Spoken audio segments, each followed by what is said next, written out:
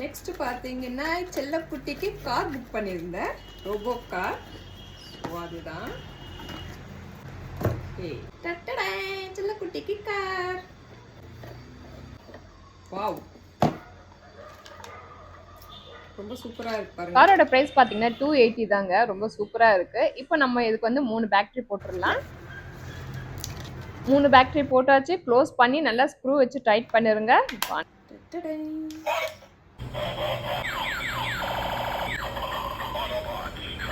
இதோட லிங்க் வந்து நான் உங்களுக்கு டிஸ்கிரிப்ஷன்ல கொடுக்குறேன், மறக்காம செக் பண்ணிக்கோங்க.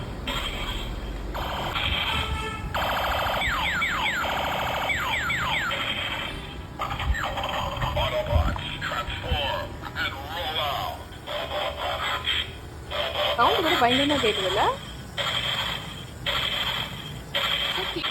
முடிச்சுட்டு அதே க்ளோஸ் ஆயிரும்னு நினைக்கிறேன்.